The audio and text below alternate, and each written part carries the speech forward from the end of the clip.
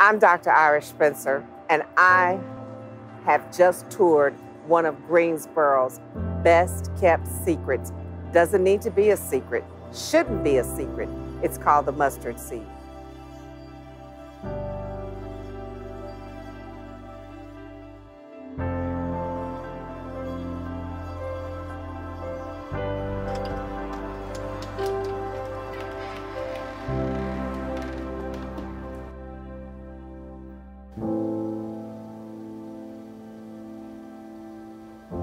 My name is Beth Mulberry, and I am the medical director and the medical provider at Mustard Seed Community Health.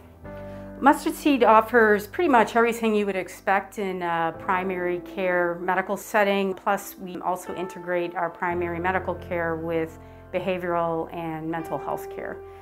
So if you have an illness or a small injury, if you need a complete physical, a well child checks with the immunizations, we do all of those things. Chronic health care, diabetes, hypertension, all of that stuff. We also take care of depression, anxiety, all those sorts of things.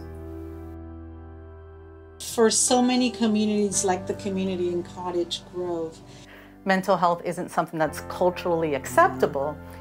Introducing the idea that it's not about your deepest, darkest secrets all the time. It's about getting through what we're getting through right now and managing as best as possible, as healthy as possible. And that's what I'm hoping I can bring to the community.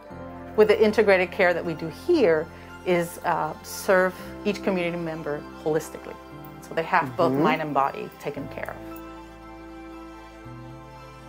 The whole idea behind Mustard Seed was to focus on health of the community and not just health care. New Hope Community Development Group, which is a nonprofit that I am the president of and co-founder, we were already concerned and trying to work up a program where we could get a physician in this community. The last time a doctor's office was in this community was around 45 years ago. So New Hope Missionary Baptist Church, this is the pastor's home. We took it over as our clinic. We felt that primary care associated with the behavioral mental health care needs to be in the community that it serves. So if nothing else, they could walk to their appointments. And then we were also going to work with other agencies so that we could help them access healthy food, that we would work with agencies to help support education of the children in the community and the adults, and work with agencies to get jobs. We're a small organization. Right now we have 5 staff, and then we have 3 community health workers, which are our representatives, community representatives that work with us and reach out to the community. And so with such a small staff, we not only know each other well, we know our community members well. They see the same person every time. They know the same people are here. They know they're going to receive the same kind of care. And then on top of that, we have the 2 social work interns. And that just allows the community members to recognize faces when they see them. And when they reach out, they know the voices that are speaking to them. Oftentimes they hear me and they know exactly who's speaking to them before I have to say anything. And so I think that personal care where you get to know the community that you're working with is one of our biggest strengths. What's it like being here in the community doing what you do? So not only do I work here, I also live in the community. I live on English Street, right down the street. Okay. So to be able to be here and to help in a lower income community, I thrive on that. That's awesome. I thrive on that. Of what's going on. 2020 has been a doozy in a lot of ways.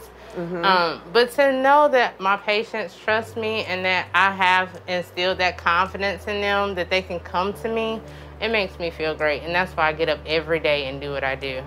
Without now that Corona has hit and COVID-19, people that had jobs and did have insurance now don't have insurance and they don't have their jobs anymore and they're struggling.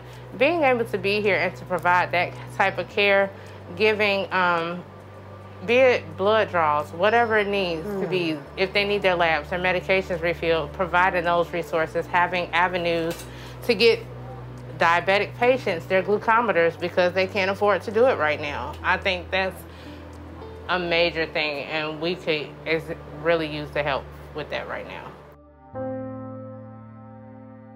Mustard Seed Community Clinic in Greensboro joins 67 other free and charitable clinics across the state of North Carolina whose purpose is to provide important healthcare services to those who don't have health insurance. It's a noble task, and the Mustard Seed Clinic stands out as one of our finest members.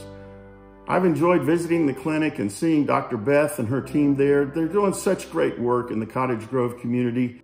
You know, we have all these different communities, folks that were born and raised here in the United States with different backgrounds, and then we also have a lot of immigrants and refugee communities too.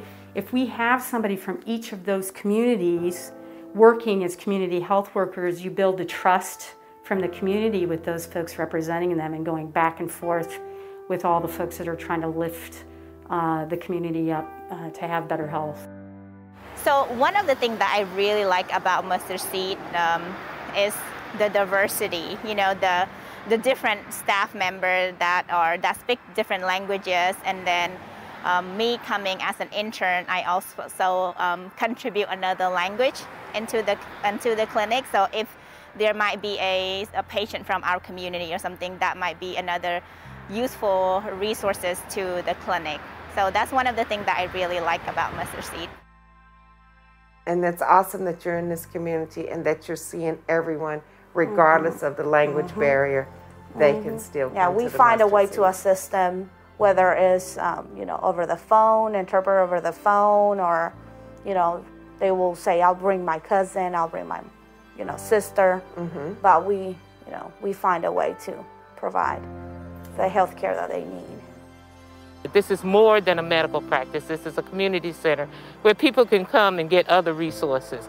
And so that was my initial involvement with Mustard Seed. Well, tell me, do you see where it is really needed and has been a blessing to this community? Do you see that? I do see that. I do see that. It is a blessing to this community. I don't know how much history you know about this community, but it's been over 40 years or so, and probably longer than that now, when Dr. Jones had an office, and the building is right down the street still. And so there was no medical practice in this community. And so yes, it is truly a blessing. I encourage folks in this community, you can walk to the Mustard Seed Community Health Center and get medical treatment. You're a community health worker. What exactly does that mean? A community health worker is like, we go into the community, and a lot of times we have referrals that we need to check on. And we have a lot of senior members that live in there. And all of them are not patients with the Mustard Seed Clinic. They just live in the community. And we go in and check with them and see if they're sick, if they need anything, their food sources, they are able to do for themselves. And during the pandemic, we have been real busy. We've been giving out food. Wow. And we're giving out masks to neighbors, and we have a lot of the elderly members in the community. They're not able to get to a grocery store, and a lot of them don't have family, or if they do family lives out of town on the other side of the town. So I on Mondays go and pick up food, and my other co-worker, Joanne Foster, we meet here and divide the food up, and we pass it out to the families, and especially the families with children. We pick up the school lunch meals and give it to them. So we just try to make sure that everybody is safe and healthy. Does it help to live or be a part of the community to know where the need is? Yes, it does. It does. Not only caring for somebody's health, but you're also caring for their well-being, yes, the holistic approach, everything. Yes, that's awesome. Being a community health worker, we are caring people. We're trying to help people. We're trying to make the neighborhood healthy. But we got a garden right here at the Mustard Seed too. It helps people to eat right and all that. Help people with high blood pressure. Help people with diabetes. and, you know, just helping people medical, you know, too, you know, that have all kind of issues going on. So this place is very amazing.